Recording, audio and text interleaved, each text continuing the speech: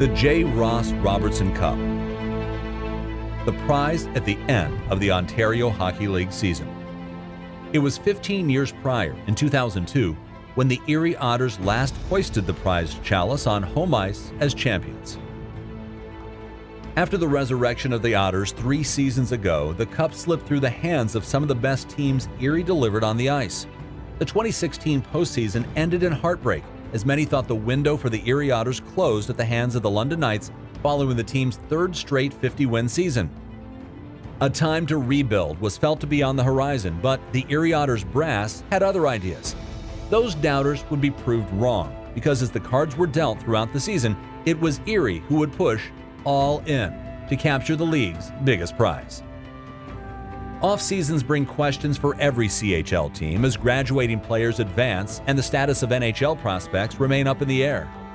The Otters were no stranger to that game, as they would lose 2 veteran forwards in Nick Betts and Jake Marchment, while the biggest hole was between the pipes with the graduation of goaltender Devin Williams, the team's starting goaltender the last 2 seasons.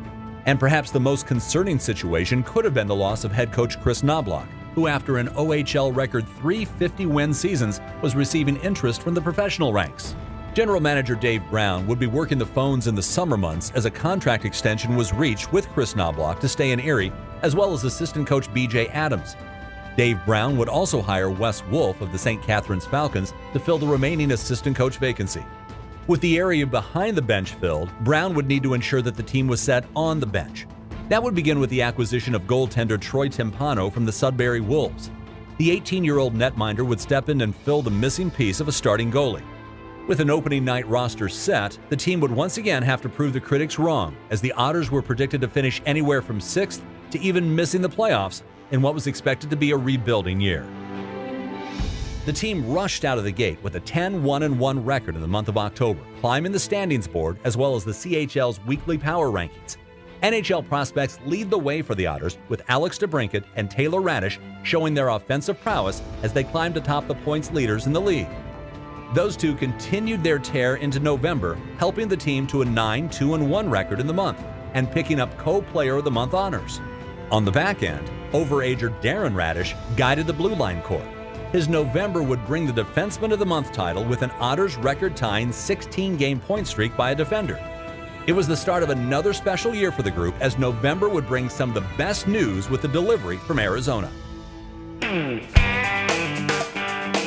The status of Dylan Strome, the Otters captain of the previous season, had been in limbo since his NHL debut with the Arizona Coyotes, where he recorded his first NHL assist.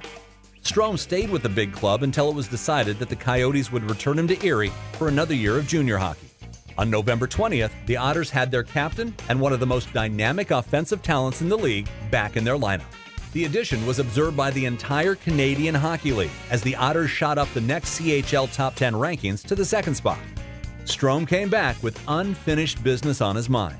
His goals of championships were noted by the rest of the locker room, as they had come close each of the last 3 seasons. It was time to finish what was started in his rookie season. Another part of those goals included supremacy at the World Junior Championship in front of his home country. For the 3rd time in the last 4 years, the Otters would populate multiple countries' teams at the IIHF World Junior Championship. Eric Chernak would suit up for his native Slovakia for a 4th time in his career, only the 10th player in tournament history to participate with his home country for his entire junior eligibility. His last chance to participate in the tournament would bring him the captaincy for the young team as they competed to the quarterfinals. For Canada, Erie supplied Chris Knobloch as an assistant coach, Taylor Radish, and Dylan Strome as their captain. Radish's early season success drew the eye of Hockey Canada, as he would go to tie a Canadian record with a 4-goal game against Latvia. Strome would tie for the Canadian lead with 10 points as Canada made its way to the gold medal game. For the Otters represented, a shootout would see them fall a goal short as Canada claimed a silver medal. A disappointing loss only added fuel to the fire for a group looking to win Erie's first championship in 15 years. Trade winds started swirling in November following the return of Strome, and the Otters brass knew a shot like this wouldn't come around again for quite some time. Already at the top of the standings at the start of the new year, it was time to complete the roster that looked for a deep postseason run. Erie began the arms race in the Western Conference by acquiring hard-working overage forward Warren Fogle from the Kingston Frontenacs.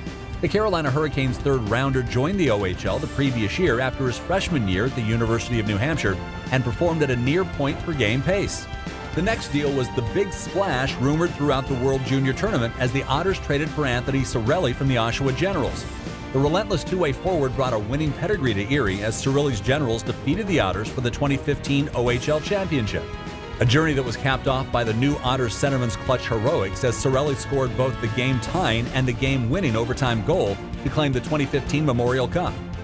The Otters were not done yet as they looked to add even more rugged grit with the acquisition of Cameron Lazant. The 6'2", 195-pound defender added a physical presence to a balanced blue line. The intimidating beard punished anything on skates that entered his domain. Lastly, the Otters' defense was bolstered with the commitment of two-way defender Owen Hetrick in late January. The 19-year-old defender joined Erie on the road and was immediately put into the lineup, where he scored his first OHL goal in his first game against the Sarnia Sting. As the trade deadline came and went, Erie had its roster set, complete with the players they wanted. The rest of the league took notice of what the Otters did to prepare for the 2017 playoffs. All the chips were pushed into the middle of the table. The Erie Otters were all in.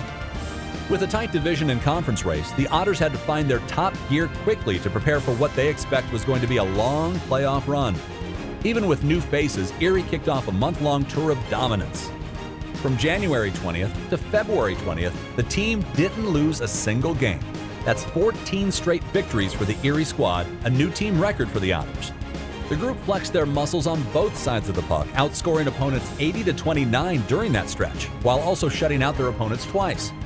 It wouldn't be the last record this team would set on the year, nor would it be the last record-breaking celebration, as multiple Otters would find their names in the history books.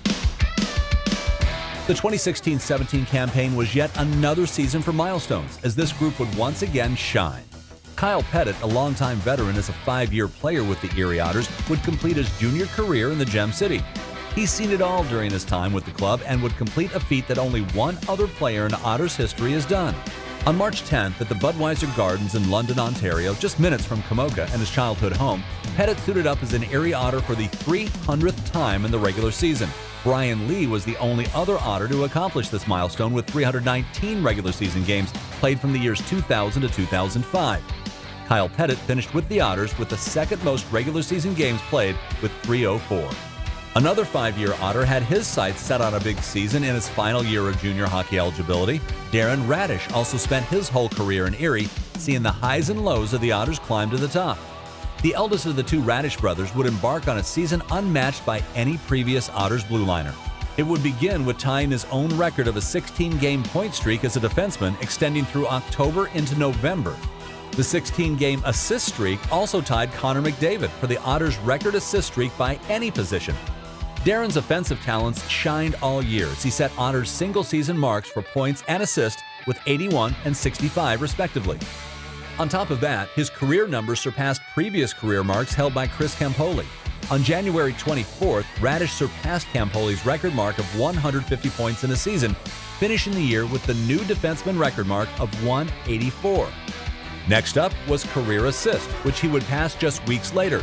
February 5th in Kingston, Darren Radish would tally 2 assists on his way to breaking another Campoli career milestone to become the Otters' career assist leader for defensemen, finishing his OHL career with 143 helpers. This unprecedented season by the defender had OHL history all over it, as Darren Radish would be awarded the Lilo Lalonde Memorial Trophy as Overage Player of the Year, while also taking home the Max Kaminsky Trophy as the OHL's Most Outstanding Defenseman of the Year, the first time in league history that one player was honored with both awards. We already knew the goals Dylan Strome set for the team to accomplish on the season, but what may have been overlooked in his return to Erie was the chance to set new marks in multiple categories of the Otters record book. It began with the franchise lead in career assists.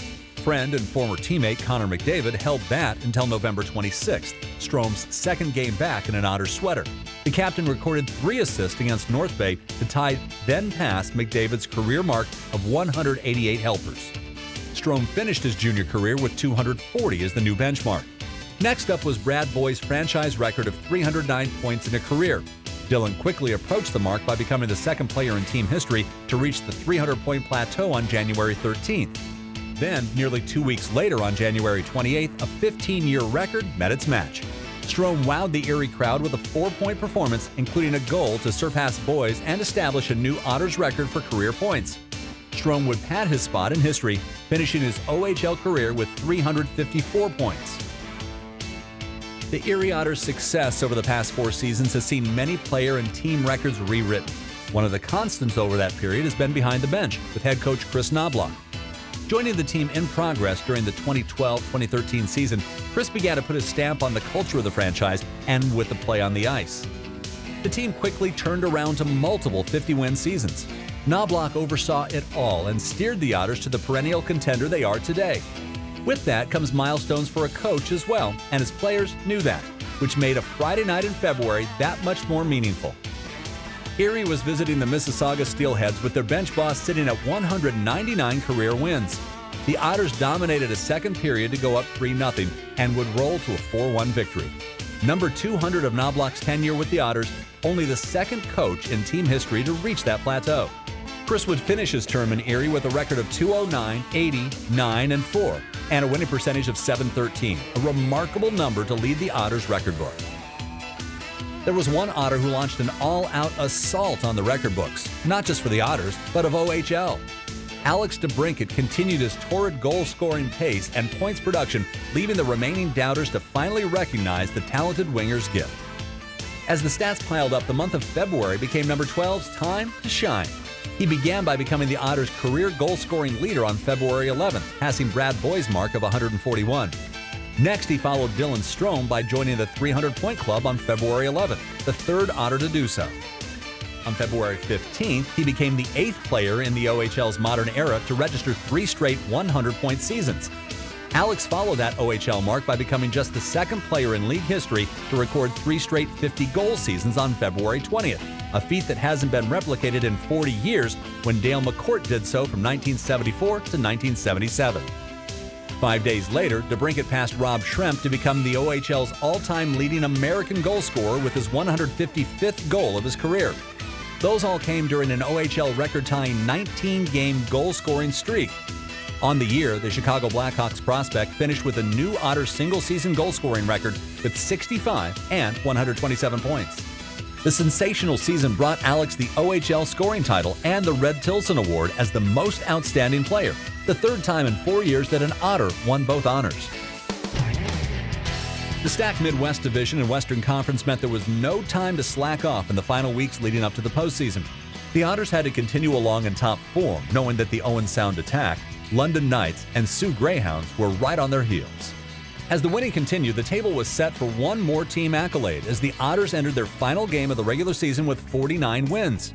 A victory over the Guelph Storm would not only solidify home ice advantage, but would give Erie a 4th consecutive 50-win season. A scoreless first led to a second period outburst, starting with a trio of goals in 1 minute and 20 seconds. The Otters would finish with a 5-goal second period and hold the Storm at bay for a 5-2 victory. That meant Canadian Hockey League history, as the Otters are now the only team ever to string together 4 straight 50-win seasons. The win also gave the Otters the Hamilton Spectator Trophy as the regular season champion for a second straight year, as well as a third straight Midwest Division title. The regular season was now over, and the playoffs were next. The road to the Robertson Cup ran through Erie, and the Otters were set to make the most of springtime in the Erie Insurance Arena. The opening round of the playoffs would pit the Otters against the Sarnia Sting. Coincidentally, the previous 2 times that Erie made the OHL Championship Series, they began their run with a first-round series with the Sting. Game 1 did not start as planned for the regular season champs, as Sarnia stung first early in the game, as their power play found the back of the net to take a 1-0 lead. The Otters kept the charge coming as they outshot their opponent 23-5 in the first frame. It was a matter of time before they'd break through goaltender Justin Fazio as Kyle Maximovich got the Otters on the board. His line would continue to produce as Warren Fogle put the Otters ahead shortly after. Maximovich would add one more before time expired as the first period in the Otters' playoff journey ended with Erie up by 2. The offense would continue to pour it on, adding 3 more goals on 51 total shots. 1 win down, 15 to go. Game 2 in Sarnia read more of a different script after an injury to Sarnia's starting goaltender brought in backup Aiden Hughes, which had the Otters licking their chops. Once again, the offense went to work, propelling the Otters to a 5-0 lead by early in the second period. The Sting stood no match to the mighty Otters offense that night as 7 different Otters recorded goals as the Otters took Game 2 9-3. They say you can't get too high on the highs in the postseason as things can turn quickly. After a dominant performance, the Otters knew Sarnia would rebound in the next game. After trading goals in the first, the Otters once again rattled off 3 in the second, with Darren Radish tallying twice. The Sting knew the hole they were facing going into the third and turned the game around with 2 power play goals to draw within a goal. The defense in Timpano locked things down, including the Otters netminder stopping Jordan Kyrou on a penalty shot. Kyle Pettit added the empty net goal as it was back to Erie for a chance to sweep. It seems Sarnia gave everything they had in Game 3 as home ice once again propelled the Otters' offensive threat. By the 14th minute of the first period, the Erie Otters were already up 5-0. The final score featured another 9-3 win with 7 different goal scorers as the Otters rolled past the Sarnia Sting in a 4-game sweep. Early rest can be a good thing in the playoffs as Erie awaited its next opponent. Once decided, Erie would have the chance at revenge for last season's conference final exit. If the Otters were going to continue their championship path, they had to dethrone the reigning Memorial Cup champion London Knights. London squeaked by the Windsor Spitfires in their first-round matchup, climbing out of a 3-1 series hole to take Game 7 3-2 to advance to the conference semifinals. The Otters and their fans had quietly hoped for this opportunity, a shot at revenge, and the chance to play on in the postseason. After an 8-day layoff between series, the Otters were back on home ice for Game 1 against the Knights. There didn't seem to be too much rust to shake off as the Otters came out rolling, outshooting London 15-3 in the first period, but had nothing to show for it. There was one obstacle in the Otters' way that night, goaltender Tyler Parsons. Despite firing 46 shots at the Knights goalie, Erie couldn't find pay dirt. London was able to capitalize 2 of their few chances as Game 1 went to the Empire thanks to Parsons. No time to dwell on the loss as Game 2 was slated for the next night. Everyone knew how important the first period would be as the Otters needed to find a way to make Parsons look human. All season, Erie was able to lean on the leadership of their overage defender Darren Radish, and the fifth-year man took hold of an opportunity to kickstart the Otters once again. Radish would carry the puck into the zone, make a move around the defender, carry the puck behind the goal, then wrap it home. That wasn't Superman between the pipes. Radish wasn't done yet, as nearly 90 seconds later he added another with a seeing-eye wrister from the point. Otters lead by 2 after the first. They'd trade goals in the second before the younger Radish, Taylor, added his name to the score sheet by beating the clock, scoring with just 2.5 seconds left on the second period clock. Even with a 4-1 lead, London pulled their goalie. Already with a pair of goals, Darren Radish had a chance to do something no other Otters defenseman had ever done before in the playoffs. Radish found the puck in the neutral zone and fired it into the empty cage to complete the first playoff hat trick by a defenseman in Otters team history. More importantly, the series was tied at 1, heading to the Budweiser Gardens. Game 3 opened up with the Otters once again taking it to the Knights, but were just unable to capitalize on their chances. London would, however, as Yanni Kuokkanen would open the scoring by fooling Timpano on a shot from the right circle. The Otters kept to their game plan and continued to pressure as Anthony Sorelli would head for an end-to-end rush in the opening minute of the second period. As he dashed down the ice, he cut around defenders to the middle and snapped the puck home to tie the game. Later in the period, Alex DeBrincat would find the go-ahead goal as Lady Luck was on the ice for the Otters. The winger was trying to pass the puck to the front of the net when it banked off a defender's skate and trickled through the legs of the London goalie, giving Erie a 2-1 lead. DeBrincat would add the insurance marker as well on a beautiful setup from Darren Radish, giving Erie the game and a 2-1 series lead. Like every great playoff hockey series, each team found a counterpunch to the prior game. London would do just that by taking Game 4 to make this a best-of-3 series. Home ice was back in play with the ball in the Otters' court. Erie once again came out guns a-blazing with 21 shots in the first period of Game 5. Jordan Sambrook would put Erie up with his first playoff goal. Alex DeBrincat would add his 5th of the playoffs as Erie led 2-0 after 1. The second would start differently as the Knights found a jolt and scored 3 goals in nearly a minute to take a 3-2 lead in the blink of an eye. Chris Knobloch knew his team needed a wake-up call, and that would come with a goaltender swap. In came Joseph Murdaka, another midseason acquisition for Erie. The Otters would slowly rediscover their game, beginning with Patrick Fellows' game-tying goal before the second period ended. Erie rode that momentum into the third, where the offense found holes in Tyler Parsons. Taylor Radish put the Otters ahead 4-3 midway through the third, with Dylan Strome adding insurance a minute and a half later.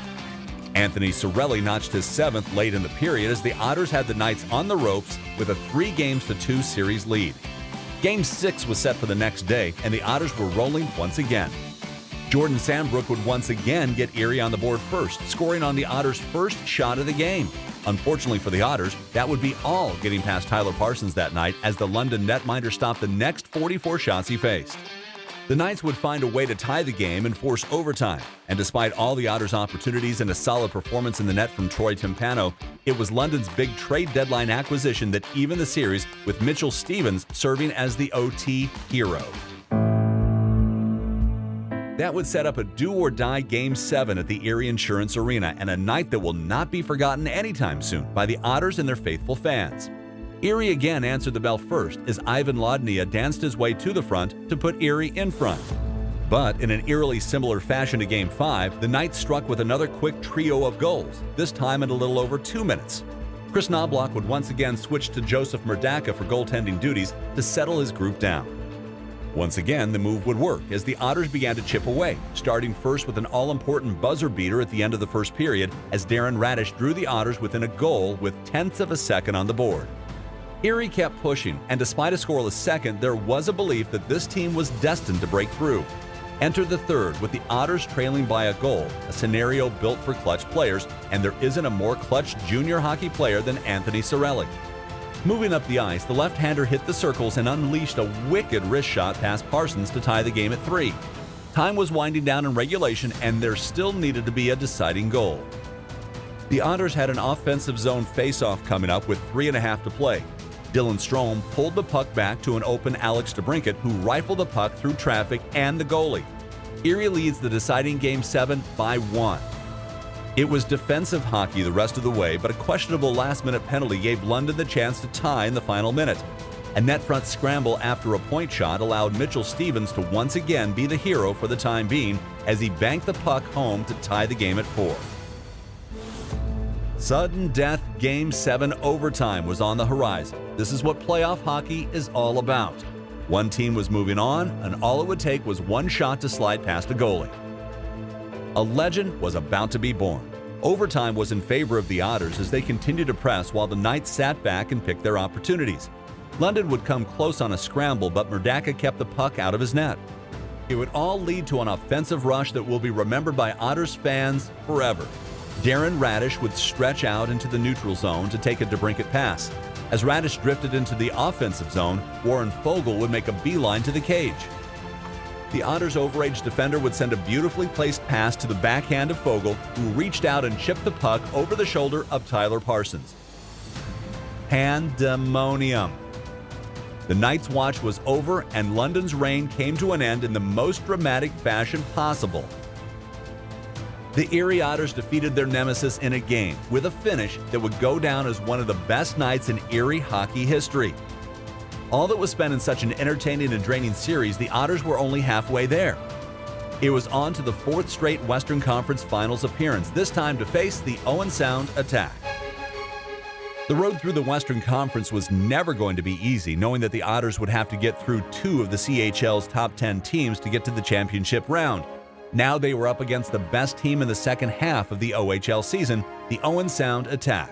Opening the series 3 days after the thrilling Game 7 win over London, Erie was still riding that momentum tidal wave into their first game against the Attack. The experienced Erie squad went right after Owen Sound, who was making their first conference finals trip since 2011. It was all Otters, jumping out to a 5-0 lead by the end of the second, chasing OHL goaltender of the year Michael McNiven to the bench. Erie struck first blood by taking Game 1 6-1, but the series was just getting started. After being caught like a deer in the headlights, the Attack looked to regroup the next day in Game 2, but the Otters once again got their offense in gear. DeBrincat, Strome, and Foegele had Erie out to a 3-1 lead before the Attack struck back. They'd answer in the second before delivering the tying goal in the third to force overtime. There is where Matt Schmaltz would deliver the winner to tie the conference championship at 1 game apiece. We had a series now. Shifting to Owen Sound, the Attack were powered by their crowd at the Harry Lumley Bayshore Community Center as the home team roared in the third period of Game 3 to break a tie, scoring 3 goals to take Game 3 6-3 and now hold the series lead at 2-1. The Otters would use the day off between Games 3 and 4 to relax and regroup as a team, knowing that the stakes of the next game were as high as they could be.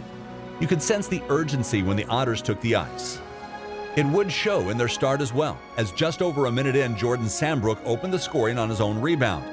Although the Attack would tie on a power play goal moments later, the Otters kept coming, and that's when Anthony Sorelli found a fresh Kyle Maximovich coming off the bench, who quickly took the pass and then rifled it past McNiven to reclaim the lead. Sorelli would add one of his own with a power play goal early in the second after Darren Radish found him open in the slot for a 3-1 Erie lead. It would be short-lived as once again the Attack roared back to tie the game in the second frame. A hero was needed in the third, and once again Warren Fogle would step into the spotlight.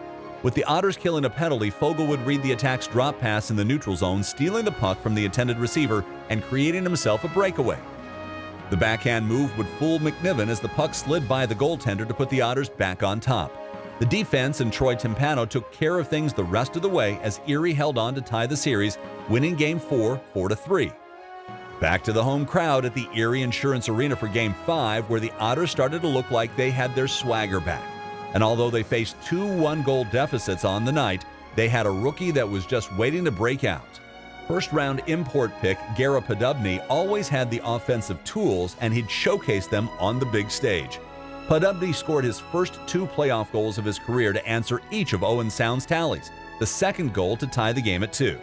Still in the second period, Jordan Sambrook would break the tie in a 4-on-4 situation, beating the clock to hand Erie the lead with just 13 seconds left in the period.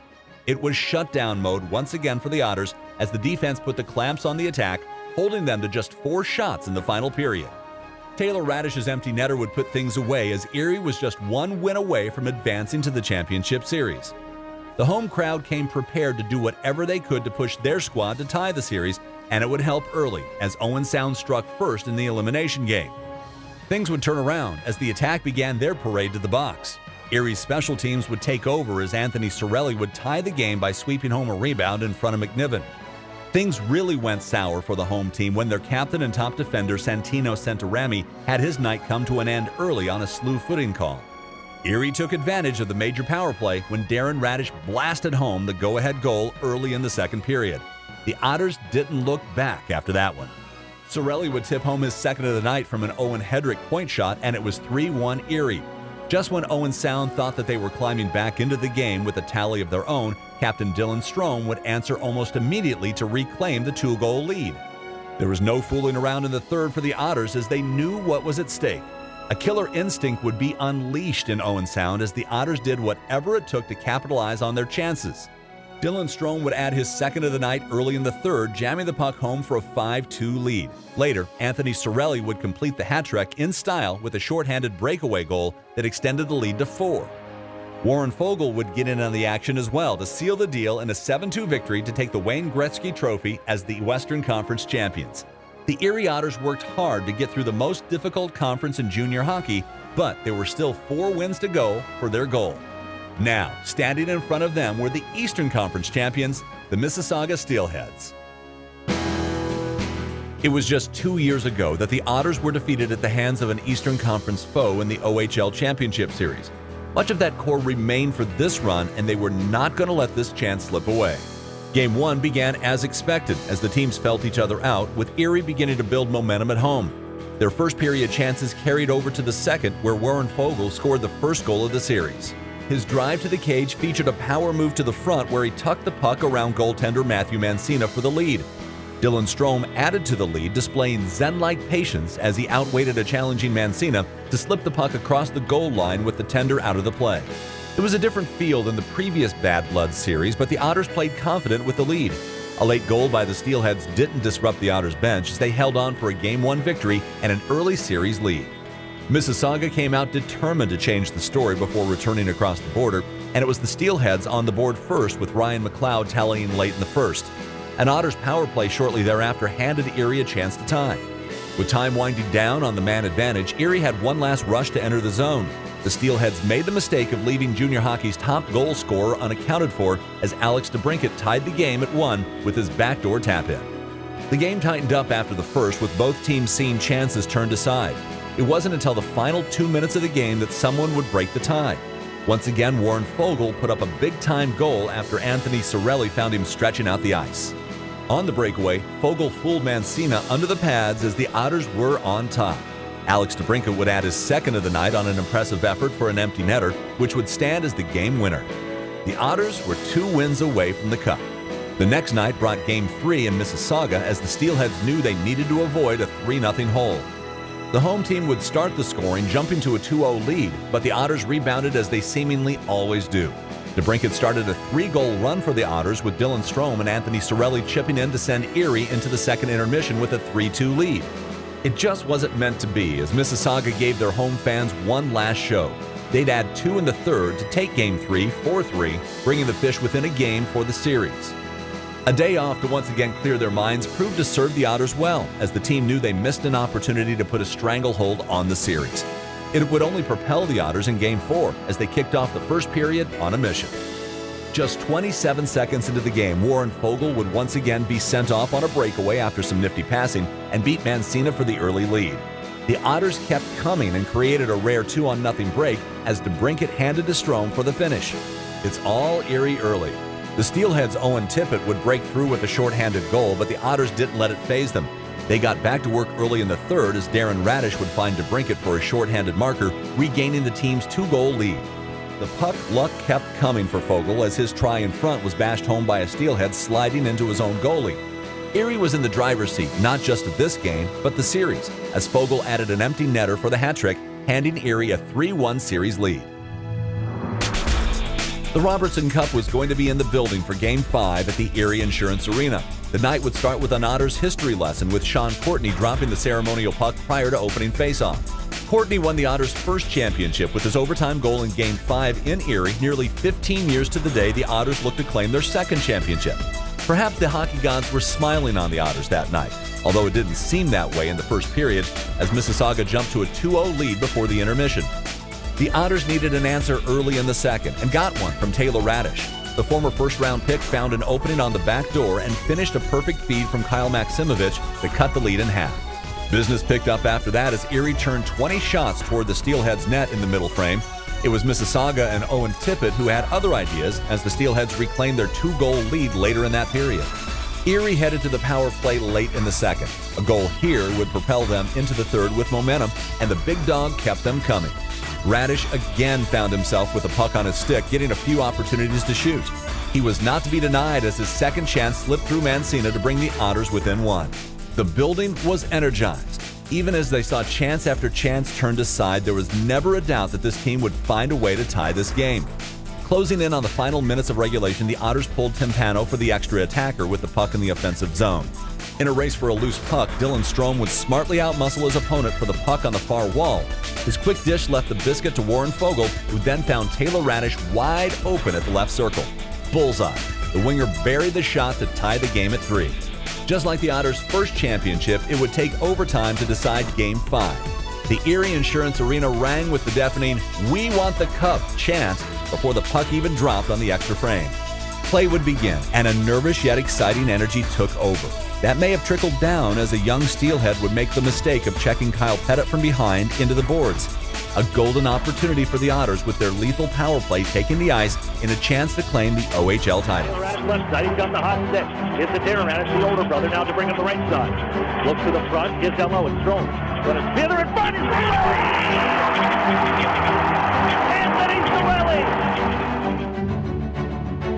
A set play from the draw all depended on the victory from the dot. As the Otters pulled the puck back, each of the 5 players would distribute the biscuit in perfect execution. Taylor Radish to Darren, then to DeBrincat, who found Strome down low, then the charge to the front by Cirelli. You could see the play come together, and at 2:41 of the overtime period, the exclamation point of the OHL season.